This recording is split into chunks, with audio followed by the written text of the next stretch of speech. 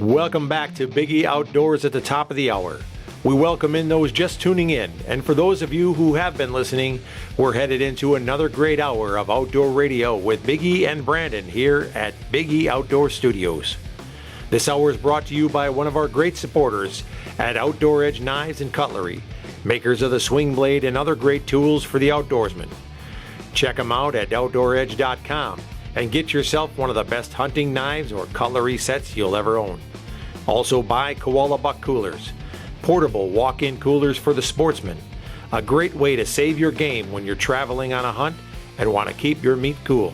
Find them online at koalabuck.com. Now, stay tuned for more Biggie Outdoor Radio. Biggie Outdoors, located at Cedar Creek, is reopening its doors soon after its new remodeling.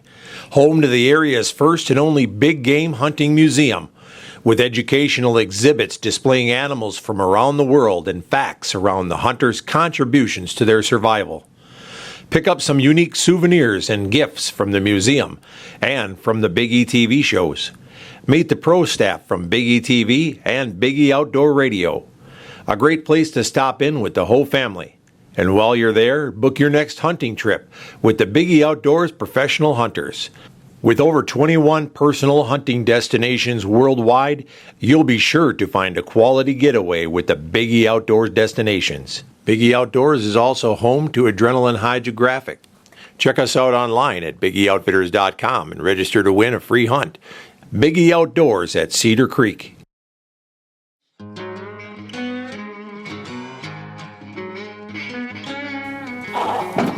Hey, welcome back at top of the hour with some more Biggie Outdoor Radio. And you know what, Brandon? We got a caller on the line from South Georgia, from Gum Log Plantation. We got Bland Williams on the line. Hey, Bland, are you there? Yes, sir. All right, man. Hey, say, what's the weather like down in Georgia right now? Oh man, it is very unseasonably hot. 80 degrees today. 80 degrees. 80 degrees. Smokes. Well, you know what? It ain't quite that warm up here, I can tell you that. Y'all need to send some of that coolness down here. Be careful what you wish for. Yeah, you don't want too much of it coming down that way, that's for sure. I don't know, we need it, brother. The deer ain't moving at all. We've had zero rut activity. It's very hot down here. Yeah, you definitely need the cool weather to get that rut rolling, don't you? Yes, sir. Bland, you got, I think I heard you say earlier, you got some hunters coming your way. Are they starting their hunt today or tomorrow? Or? They're going to start this afternoon. They're deer and hog hunting. They doing a combination hunt. Oh, okay. So I got about 14 guys coming in from Raleigh. All right. All right. Well, I tell you what, when we were down there, the one thing we noticed is, you got good deer down there, and a lot of folks don't associate southern Georgia with good-sized deer. And that's one of the things that, we want to point out to anybody that's listening. Number one, I mean, you can go down there and hunt hogs anytime with Bland, and not too long ago, one of our pro staff members was down there, Ernie. He had a gal from Alaska. They seen a ton of hogs. I seen some pictures. Anyway, the gal that was with you did. And you got good deer, too. I mean, that's the one thing that's amazing. So you got some big ones down there, 150, 160 class deer in Georgia, and they're beautiful-looking deer. So,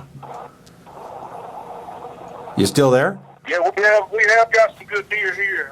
We feed, supplement feed them year-round, protein, minerals. Where is it? Try to give them everything it takes to grow some big horns, and we've trophy managed the property for the last 10 years, and I think that's a combination with the supplement feeding and the extensive trophy managing is a direct result. Well, that's for sure. I mean, that all adds to it. Well, you got some great food plots there, and your feed program is good, and it is as good as it gets on a completely open range facility. That's one of the things I just could not believe. I mean, I'm telling you, you're down there, and the animals are thick down there by you. You do a great job. I sure appreciate it, brother. We're looking forward to having you guys back down. Well, we're in the process right now of editing up the episodes that we've got from you while we were there, and so when we break out on our new season here on Pursuit Channel coming up here in January, you're definitely going to see some gum log plantation episodes on there of some hog hunting. Anyhow, I mean, we didn't get down there for any deer hunting yet, but definitely some hog hunting. Oh yeah. Well, I'm definitely looking forward to seeing that, seeing some of Big E's sharpshooting on TV. Oh yeah, the hogs will fall, folks. They will fall. That's right. That's right. If we get a little bit of time, we might try to slip back down there. You got any big ones growing up down there for us yet? Oh yeah. We have, since the last time you guys was here, we have set all this corn down on the farm, and it's out of this world, the hogs down here, and now you can actually see. So, yeah, y'all need to get back, and you'll be in for a treat to actually be able to ride around this farm and see everything on this 1,000-acre field. Oh, yeah. Yeah, that was, that. I tell you what, they could give us the slip before, but if that cornfield is down, I bet them hogs are thick out there. They are. You can play the wind now and ride around at night with that thermal and the night vision like we had, and you can really work on them hogs now. Really work on them. Yeah, we'll have to get down there and try that again. So I'll tell you what, that was a lot of fun. And I can't believe the damage that those things can do to your crops. Yeah, they did a lot. They did the most damage this summer that we've seen on this farm since we've been farming it. As a matter of fact, they really did a lot of damage to the corn this year. Do they harm the tobacco as much as the corn? No, they didn't. They really didn't do too much to the tobacco, but they wreaked havoc on this corn. They haven't taken up chewing yet, then. No, they hadn't taken up chewing or smoking yet. They tobacco free at this point in time. I wonder if that would affect how they taste, you know. I'm sure it would. They taste pretty good eating corn all summer. I don't know how they would taste chewing tobacco all summer, though. Well, you know, and speaking of that, Ernie tells me that we missed out on you barbecuing or smoking a whole hog while he was down there. Yeah, it was really good. The girls from Alaska thoroughly enjoyed that. They did. It was a treat. It was a treat to them. I don't think they've ever seen a whole hog cooked quite like that. Well, that's good. Hey, we're getting actually a new sponsor that's coming on board with us that they actually make an entire line of seasonings. And so what we're going to do is some cooking segments on the TV show. So we are definitely going to come down there, and we're going to actually have the famous Bland Williams do some of the cooking for us. Yeah. Bland. I'll tell you what, folks. Nobody can cook like Bland can. No, that's right. This man is an excellent cook. You will. Yeah. You go down to Gum Log Plantation and you will come home probably 20, 30 pounds heavier. Yeah, you're going to gain some weight while you're down there, that's for sure. But I'll tell you what, it's good eating anyhow. So. Well, I get lucky every now and again. I don't know about the famous Bland Williams. Even the blind horse can find water every once in a while. Well, I tell you what, I know that everything that we ate while we were there was great. You guys got a great lodge and everything. And so, you know, folks that are listening, especially up in the north, when you're looking for something to hunt, I mean, right now it's coming into our deer season, and that, you know, that's like it's like a national pastime up here. It's a holiday. Yeah, you're not going to get anybody to leave Wisconsin during deer season. But shortly after, when they're looking for stuff to do, and they're, you know, head down to Georgia. It's warmer weather. Go down there and look up Gum Log Plantations, and go down there and do some hog hunting. If you want to do some deer hunting, you can too. But I'm telling you, I mean, you get some great cooking. You'll have a great time down there, and it's something. It's very inexpensive to do, as far as I'm concerned. You take your kids along with you, and good lodging. So, oh yeah, I mean, and the one good thing about it is you can go any time of the year, so you don't have to do it during our regular hunting season or anything like that. It kind of fills the lull. That's right. And Gum Log Plantation, folks, is right down in Abbeville, Georgia. That's where the original Hogzilla was taken. So there's definitely good hogs down there. Yeah, speaking of that, did you ever see the Hogzilla? I did. I seen some pictures of him. I never saw him on live. I've seen some pictures of it. Oh. Well, I think we seen some hogs down there that were getting close to that size when we were down there. Gabe shot one a couple of days ago that was real close to being Hogzilla size. Really? He killed his first good buck yesterday. He killed a really nice 8-point. Great. All right, yeah, that little guy, he's on a roll, isn't he?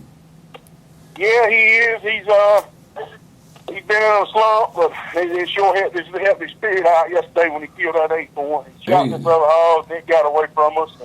And he was really down on himself. Oh yeah. Well, you got to have a short-term memory. You know, you're bound to put a bad shot on or miss one at some point. But he's got a good role model there, hunting with Uncle Bland. So. Yeah, he really did good yesterday. We were proud of him. Yeah, that's good. So, how long? I mean, you hunt hogs all year round. So, how long does your deer season last? Our deer season typically comes in October the 17th and runs through January the 15th. Oh, really? Oh, you got quite a long deer season then down there for folks. Is that? Yes, we do. And, that's just your rifle season. Our bow season comes in the 23rd of October down here. Oh, wow. 23rd of September, I'm sorry. Wow. Yeah. 23rd of September is bow, and then rifle comes in the 17th of October and runs through to the 15th of January. Holy smokes. Well, you got a lot of deer hunters coming in through January, or? We do. I'm quite pretty much booked up through November and December. Uh-huh. And I got a few deer hunts the 1st of January. So, yeah, I do. I have quite a few deer hunters coming in. Wow. Well, that's good to hear. We'll see if we can keep on sending some folks your way, and I'm sure once we get that episode on TV, that's really going to help a lot. So, Sounds great, and I am definitely looking forward to seeing it, and more than that, looking forward to seeing you guys again, having y'all down. All right. Well, we'll be down shortly. So, hey, thanks for taking the time to talk with us, Bland, and we're gonna let you go because we got to cut to another break here. So, good. It's good checking in with you. Good to talk with you guys. Good to hear you boys, Brandon. Come back soon, brother. Oh yeah, we'll do, man. We'll do. Good hearing from you. Yes, sir. Y'all have a good one, guys. All right. Bye-bye. Well, folks, we're going to cut to a quick break here. That was Bland Williams with Gumlog Plantation. Always good to hear from some of our outfitters. And with that, we're going to cut to a quick break, and we'll be right back with you here. Some more Big E Radio.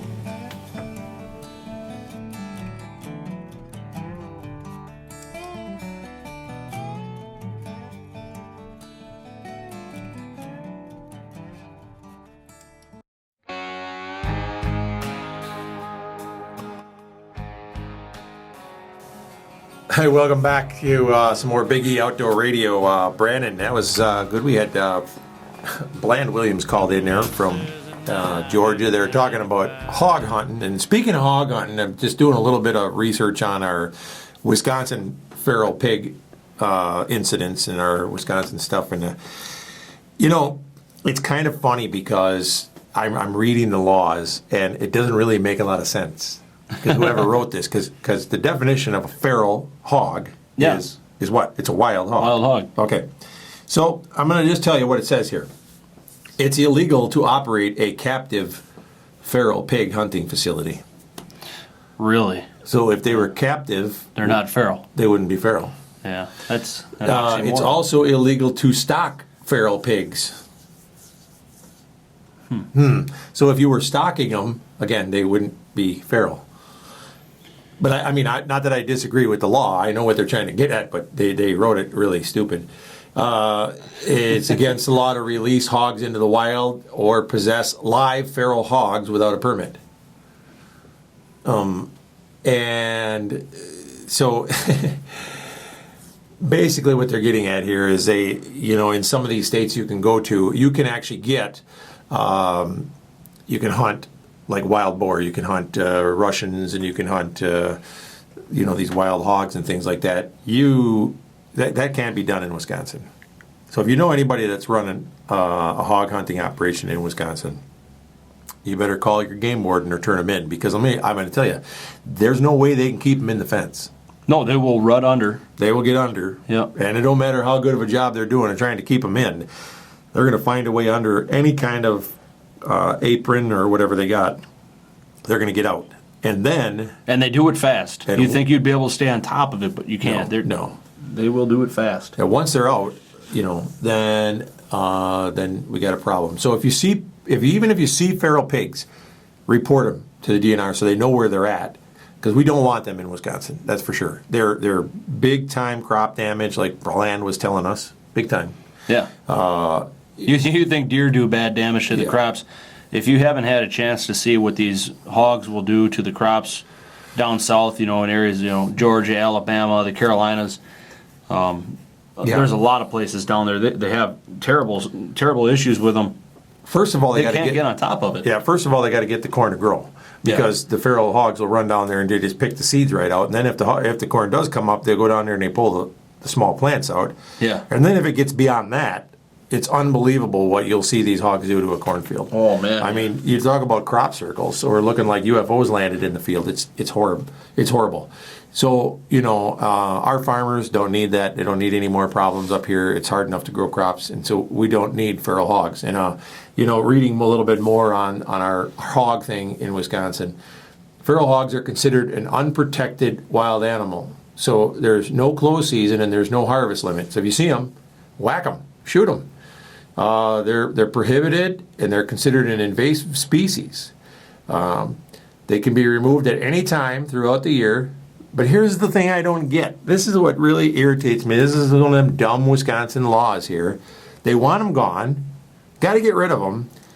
But you got to have a small game license to shoot them. Now, come on. You know what? If this is an unprotected species, it's an invasive species. It should be a shoot on sight. Doesn't matter if you got a small game license or not. Kill it. Yeah, get rid of them. We don't want them here. It's like on one hand, they tell you one thing, and on the other hand, they tie your hands so that they can somehow slip a ticket in there. So if you're a guy driving around and you all of a sudden see feral hogs and you don't have your small game license, guess what? You can't do anything about it. Ridiculous, absolutely ridiculous. The law should be written and it says, if you see a feral hog, it doesn't matter if you got a small game license or not, you should be able to take that hog and get rid of it. Landowners obviously don't need a license, but still, it's ridiculous. So. If you do see them, again, report all your feral hog sightings. And again, you can't own feral hogs. Of course, you can't own feral hogs because if you owned it, it wouldn't be feral. No. So, what do you got there, Brandon? What you got up? Something? You get something? Well, actually, this is completely unrelated to the feral hog. Something I found on just the Outdoor News website. We were talking earlier about young hunters and new hunters and all that.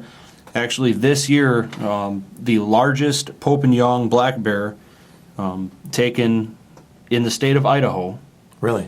was taken by a 10-year-old boy. Wow. And they have to wait for it to dry yet, but the green score is 19 and 13/16 inches. It was 400 pounds, measured 6 foot and 6 inches from nose to tail. And that's a big black bear. Yeah, and isn't that something that sometimes the biggest, these big bears, these record animals, they don't weigh as much as a lot of people would think they would. It's, to me, like I said, it's just amazing that these bears, like this one here is 400 pounds, and it's going on being a record because of the size of its skull. Yeah. Well, it's the largest one for this year in Idaho. Oh, okay, yes. So it's not Yep. It's not a like a state record or a world record or anything like that, then. Yeah. Yep. Oh, okay. Let's see here. Not yet known if the bear could gain record status, although the family are submitting it to Pope and Young Club for recognition. They won't know for a while. Obviously, the skull has to dry, like I said before. But 19 and 3/16 inches. That's a good sized bear skull. Yeah. That is. Speaking of Pope and Young, Brandon. Mm-hmm. Actually, here it says here, not to cut you off. It says the Pope and Young requires bear skulls to measure at least 18 inches before they are eligible for inclusion in the record books. And They said it could also receive the Best of Species award from Idaho State Bow Hunters, which recognizes the largest animal of each game species harvested by a hunter every year. So, and actually this kid's father won the same award for 2014. So this family has got a pretty good little honey hole where they got some bears. They know where they're at, don't they? Yep. So yeah, that's pretty cool. But yeah, this kid, if you look this up, folks, outdoornews.com, it's in their hunting stories or hunting section of the articles. This kid has got the biggest smile on his face, the biggest grin. I mean, that's what it's all about. You get the youth out there, you get the new hunters out there, and that's how our sport is going to continue to grow. Right. It's hard to explain it, but in the hunting numbers, actually the average age of the hunter is actually a lot higher than what people might think.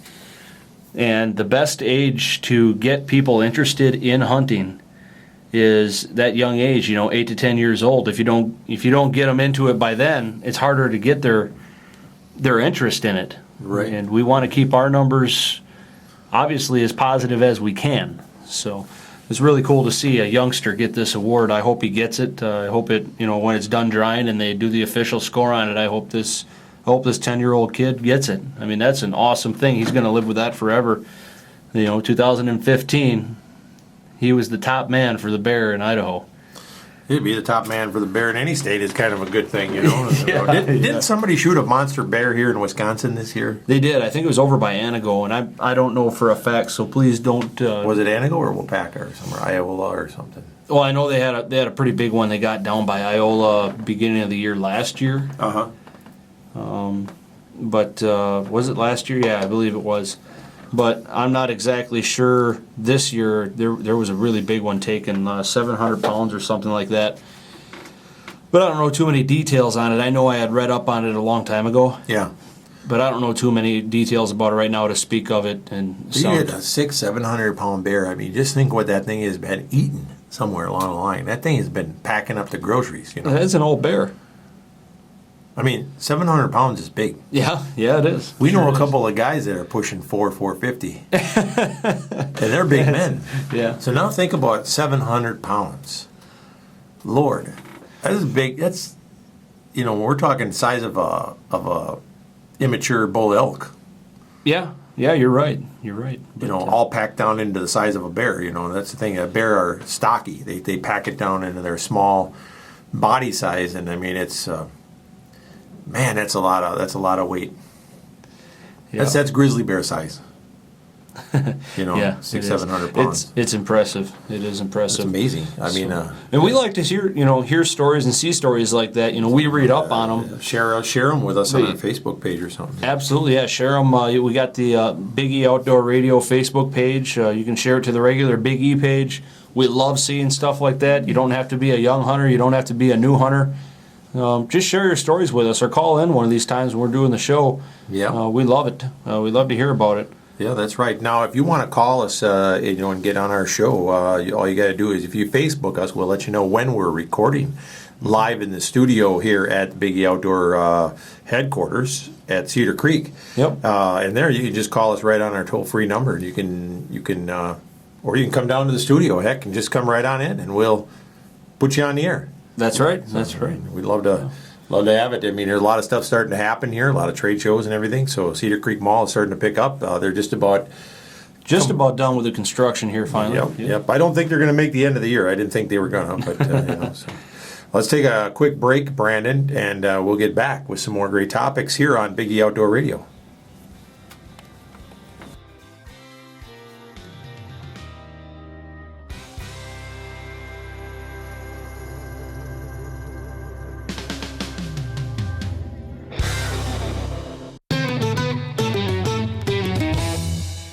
Welcome back to Big E Outdoor Radio.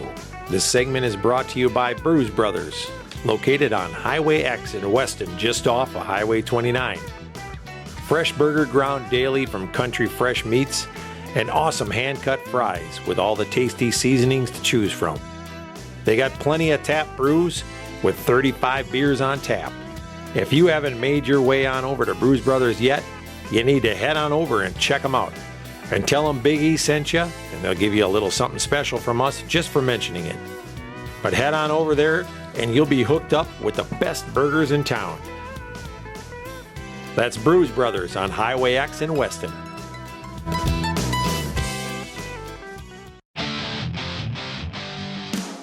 Hey, welcome back to some more Big E Outdoor Radio. We're about halfway through today's show, and Brandon, you know, we were talking about a lot of things. You mentioned some stuff about Pope and Young, and I was going to tell you that there's a lot of new rules out there for Pope and Young people might not be aware of. Yeah, they're changing some stuff up.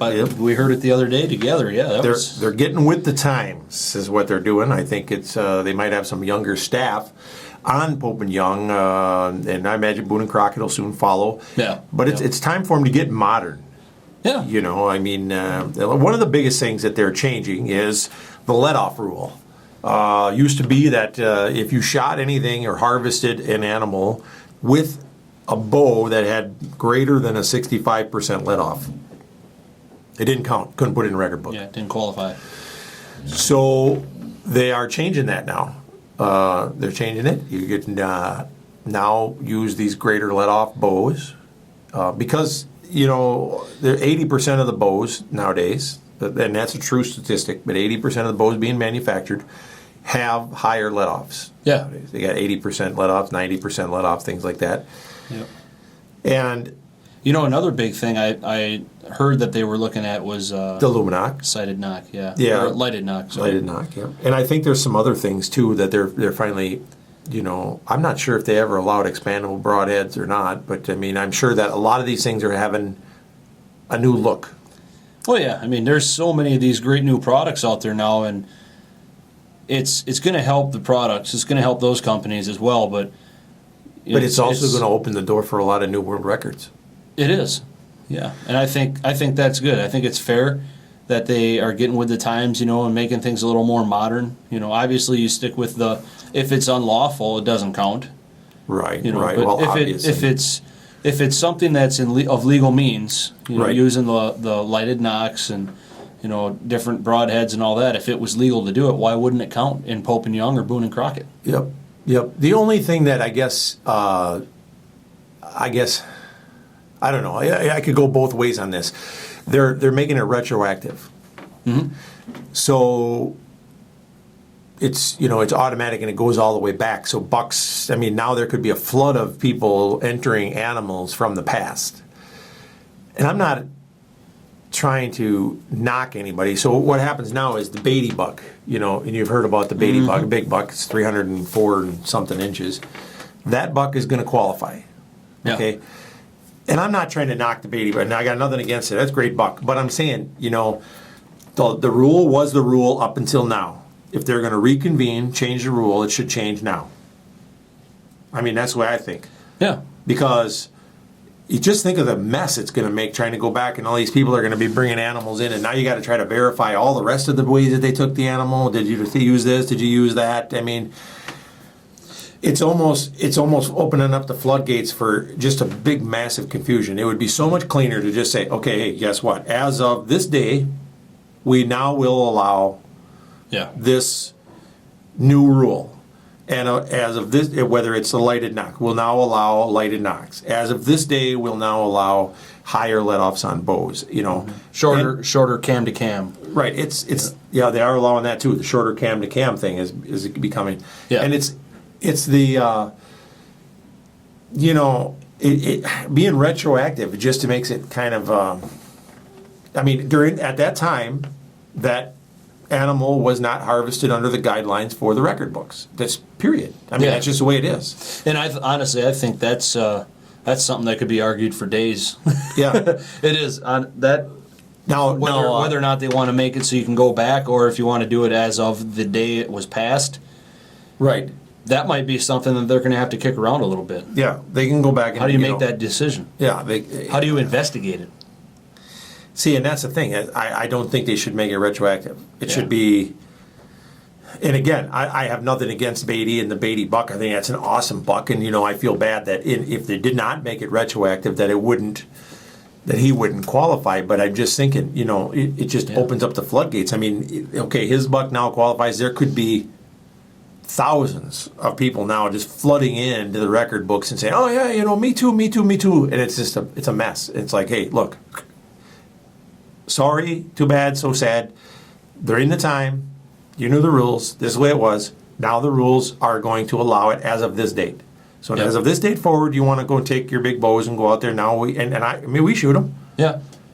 When we went out and harvested a world record shark for bow fishing, we knew the rules. We did our research. We knew this is what we had to do. We had to use this type of setup. We had to do this. Yeah. And we went out and we did things exactly by the book. If we didn't do them by the book, it wouldn't have qualified. That's just the way it was. Yep. If they changed the rules all of a sudden and made it legal to do other things, we'd go out and we'd harvest a different way. But if they all of a sudden said, "Oh, we're going to change the rules," and all of a sudden somebody else's fish or shark or whatever qualified because they harpooned it off the back of a ship, yeah. you know, that doesn't make any sense. I mean, to me, it's like, you know, hey, you know, that wasn't legal when we did it. We went out and we had to work harder to do it, and now I just don't agree with making it retroactive. I can understand that. I see that. You know, I mean, it is something it's gonna be argued back and forth both ways. I know it will be if that's even something they decide to discuss. Yeah, I mean, Beatty, they said, which I didn't even know the guy was still alive, but Beatty's take is that, you know, he was thrilled when he heard that his buck was now eligible, and he said even if he could, he wouldn't change a thing about the way he harvested the buck. So you know what? He's happy. Yeah. He harvested a monster. It's great. This thing is all over. You know, there's replicas of this thing taking tours all over. I mean, this thing is great. And nothing against him. Nothing against the way he took it. But at the time, he knew he was using a bow that had a bigger let off. He knew it didn't qualify. Yeah. That's the way it is. Yeah. You know, now they're going to change the rules. So, you know, they're saying notion that an 80% let off gives an archer an unfair advantage is silly in comparison to lower let offs. I don't know that notion is necessarily silly. I mean, think about it. A lower let off allows you to hold your draw longer. You know, they're saying that those animals are slower and often less accurate. That's what Chuck Adams is, a voting member of Pope and Young and holder of 5 Pope and Young world records. You know, I don't buy into that at all. I don't think that the lower let-off bows are less accurate. I don't think that they deliver less kinetic energy. These bows nowadays are zipping fast, and I think that. You know, I don't think they give anybody, or I think they do give people a different advantage. I'm not saying it's unfair, but I do think that they do give you more of an advantage, obviously. I mean, it allows women to hold it better, obviously, when you're going. You know, yeah. We talk about the advantage. Well, and you know what? The other thing, too, is think about this. You could be used to hunting in your warmer weather climate, you know, if you're a hunter from down south. Right. And you travel up to Wisconsin, Michigan, Minnesota, whatever, these colder weather states to go bow hunting. The cold weather is going to affect how much you can draw back and how much you can hold back. You throw the adrenaline into it, the cold weather and all that, and you'll be surprised what you can't pull back and hold. Right. When you change up your environment. You know, if you're used to shooting in warmer weather and your muscles and joints and everything, they're all working great. Then all of a sudden you get into a cold weather situation, high adrenaline and all that. I've seen it happen before. We've had hunters that had a monster bull elk screaming in, 25-degree weather 10 yards away from him, and the guy couldn't pull back his bow. Something that he could do all day over at the range where it was warm and there was no adrenaline flowing. That's right. As soon as that bull got screaming in his face, he couldn't do it. He couldn't get it done. Then he went to change the way that hunt went down. He ended up getting his bull eventually, but it's just one of those things where now you look at all these better let-offs. I think they help you out, and I don't think it's unfair. I think they help you out. They help you be more accurate. You put a better shot on an animal if you're not shaking and trying to hold that thing back. It allows you the focus to get the shot right. Right. So it's and going back to talking about what you were before. They're now. It looks like as of June of 2014, which we didn't know, they started allowing the lighted nocks on the arrows. Okay. And they're also allowing the bow-mounted video cameras. I didn't even know they didn't allow that. But evidently, if you took your animal with a GoPro on your bow, it wasn't legal. Now, what in the world would that have to do with anything? You had a bow-mounted camera. I mean, I guess just ridiculous. Silly. Yeah, I mean, some of that stuff, it blows me away that they would have even had that in there. But, that they're allowing them to use the new technology. Looks like I'm trying to look and see if they've got any other new laws, but part of its rules of fair chase prevented animals from being, if they were harvested by using arrow equipped with lighted nocks or bows with cameras mounted on them. And now they allow them. Yeah. Well, that's good. I mean, there's so many of these people that want to get footage of their hunt, and while you're sitting in the stand, you don't want to take a second person up there with you. Best way to do that, use a GoPro, mount it to your bow. Yeah, just almost ridiculous. So, So things are changing. Yeah, things are changing, I guess. They're getting with the time. So we better take a quick break, Brandon, and then we'll come back. So if you got anything to add, get with us on our Facebook page, and we'll be right back with some more Big E Outdoor Radio. Welcome back to some more Big E Outdoor Radio. During the break, Brandon and I were reviewing some of these changes and the actual rules for Pope and Young, and the rules of fair chase, what they're calling fair chase. Number 7. And again, you know my feelings on Pope and Young and Boone and Crockett. I think that they're full of beans. But anyhow, not by the use of electronic devices for attracting, locating, or pursuing game, or guiding the hunter to the game, or by the use of the bow or arrow to which any electronic device is attached, with the exception of lighted nocks and recording devices that cast no light toward the target and do not aid in range finding, sighting, or shooting the bow. Then it goes to your exclusions, number 2, and exclusions number 1, which actually tell you that same wording again, and give you the exclusion for lighted nocks and the exclusion for cameras like the GoPro or the Tacticam, things like that. But it says that they can't aid in range finding, sighting, or shooting. So what does that mean about a lighted sight? If you've got one of them TrueFire sights, or True Glow sights, or one of these sights that has a little battery in it where your pins light up, that's you don't qualify. So that disqualifies you for Pope and Young. Yeah, and it doesn't matter whether it was on or not. It matters if that sight is on your bow, you do not qualify. Wow. So they didn't change that. No. Which I'm surprised, because that's a popular option. A lot of people have that on their bow. Yep. So if you've got that, you don't qualify. It says it right there. Obviously, no electronic calls.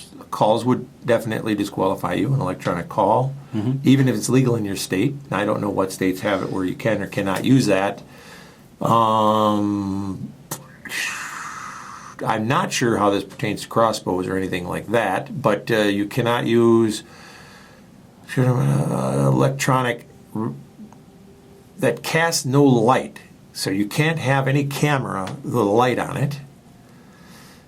And you can't have any kind of an electronic range finding type thing attached to your bow. So some of these sights nowadays that have that rangefinder option in them, that's illegal too. I think most of that is would be on a rifle, but if they had it, you cannot use that thing on your bow and still put it in the record book. And then no electronic devices attached to the arrow with the exception of electronic nocks. I don't know any other electronic or battery powered devices that you could attach to an arrow at this time. You could maybe put some kind of a charge on it. You could. An exploding arrow. Well, that would be a bullet. You wouldn't need a battery for that. But, yeah. So, anyhow, that's, so it's quite the measure passed by approximately a 75% to 25% vote. So, obviously, it was well favored. It was well favored by the people at Pope and Young. And so, that's quite a big deal right there. Lighted nocks, whatever. And now they're, of course, looking at the let-off rule. So And they, so they didn't cave completely, but they're given a little bit. They're given. Which is good. I mean, they got to stand their ground on some things. Otherwise, people are going to expect them to allow every little ridiculous thing into the rule changes. Right. So, I mean, they have to have some rules and things like that. But again, I'm still not really agreeing with the retroactive deal. Yeah. At the time you harvested the animal, if it wasn't legal then, you shouldn't back it up and make it legal all of a sudden now. You know what I'm saying? Yeah. Go ahead. Well, you were talking about the videoing and all that stuff, being allowed on the bows. Yeah. And it reminded me, while we were on our last radio break here, a gal came in and was talking to me, and she was telling me that her son shot his first bear this year in Wisconsin, up north. Mm-hmm. He was 14 years old, and his friend was hunting with him. Actually, his friend was filming him, another 14 or 15-year-old boy. They were in the woods hunting for this kid's first bear, and the kid's dad said, well, maybe you want to use a rifle. It's your first bear, and you want to make sure you get it. And he was trying to encourage him to use the rifle, and the kid was very adamant that he was going to go ahead and use his bow. Mm-hmm. So these two boys are in the woods with nothing but a bow and a camera, and the kid got his first bear. Yeah. And there was no adults out there or anything like that. It was just these two boys of legal age. Nothing wrong with it at all. Right. But I just think it's really neat that, 14 years old, they were able to get a bow hunt done on a black bear and get it filmed. And she actually knows of one of the places where we hunt, and she's going to try and get in contact with us here in the future. And I'd love to see the footage. If that's something I could do, I would love to see it. Well, it's good to see youth out there enjoying the hunt themselves, doing it safely, filming each other. And that's just it. Not just out there doing it. That's good enough. Even it's great to see youth in the woods. Right. But they're out there and they're taking it one step farther, like a lot of these professional hunters are doing nowadays. They're making sure they get it on camera. Mm-hmm. That's not easy, folks. That is not easy at all. There's a lot of these, especially the TV shows. I know you and I are that way about filming it. If it's not on camera, or if it's not a good shot for the camera, we're not going to take that animal. We'd rather save it for another day and make sure we've got good footage on it. Yeah, that's right. And these boys had the patience and the drive to sit out there with that bow and wait until they had it on camera. I think that's just awesome. So yeah, that is awesome. It's good to see patience at that age. Yeah, 14 years old. It takes a lot of patience. So yeah. So, I guess, Brandon, when we're talking about, kids and youth and things like that, we want to make sure we remind folks that we do take a lot of kids out and we do a lot of filming with them, take them out, and do hunts with them. Yeah, I love it. I love hunting with kids. And I guess I get my biggest charge out of when I take, someone on a youth hunt or some kind of a mentor hunt, things like that. I mean, I really enjoy that, So it's good to be a big part in a very pivotal moment in a young hunter's life like that. Being part of that and changing them, not necessarily changing them, but being a part of something that gives them the desire to continue hunting for the rest of their life. Educating them and pointing them in the right direction. I love being a part of that. I love seeing that first adrenaline rush that you get. It always takes me back to when I shot my first deer. I about shook right out of the tree stand. Yeah. And I love seeing that. I still get the shakes for these kids and these young hunters when they come out with us. I get charged up just as much as I did my first time, because it is the first time again for these kids. Yep. And you're part of that. Some people get so caught up on the score. They get so caught up in that measurement in the score of an animal. It's like, it's got to score this much. It hits the ground, and all they're worried about is how much is it going to score. That's not the trophy. It's going to score its way to the wall. That's all that matters. That's not it. It's the trophy's in the excitement and in the whole story and the hunt and all that kind of stuff. It could be a spiker, and it's still a trophy to a lot of kids and stuff. It's just a trophy could even be a hunt where you don't even fill your tag. You're exactly right. Seriously. It's all in the memories. Yeah. So, it's all in the memories that are made and things like that. And when these kids, if you get your kids thinking that they got to score something, Yeah. then you're kind of ruining it for them. Yeah. I mean, how many times have we gone on a trip and we weren't fortunate enough to come back home with some game? Would we have loved to have gotten something? Yeah. Yep. If you could say, well, what would you change about the trip? Well, a lot of people might say, yeah, I'd love to, have brought something home. Everybody would say that. Yeah. But Yep. on the same token, I guess I wouldn't want to change anything about some of those hunts. Those hunts are the reasons that you remember them is the stuff that you did to enjoy, and pass the time without getting an animal. Right. Enjoying the trip is very important. Enjoy the hunt. Enjoy the whole experience. And when you get an animal down, that's icing on the cake. Right. Yep. Right. It's new Boone and Crockett rules. I wonder, what they've got going on. And, they usually, they mostly pertain to rifles, but let's see, they usually follow suit. So let's see if they've got anything new. Use of electronic communication devices to guide hunters to game, artificial lighting, electronic light, intensifying like night vision. Yep. Sights with built-in range-finding capabilities, things like that. Thermal imaging. Those things are all under... Not allowed. They're not allowed, but they're under review right now. Oh, really? Okay. Yeah, they're being reviewed, and so, I don't know what Boone and Crockett is doing and what they're taking a look at. Their rules would have to probably... be a little bit different because there again, like I said, we're talking about, Boone and Crockett. You're talking about guns that and rifle scopes that have the rangefinders built into them and things like that. So they're going to have to look at some different things. Oh yeah. And take some different things into consideration than what the Pope and Young guys took in, because obviously lighted knocks. There is no such thing as a lighted bullet, but yeah. We should probably, on that note, take a quick break, and we'll come back with an all-new hour of Biggie Outdoor Radio, and we'll be back right after these messages.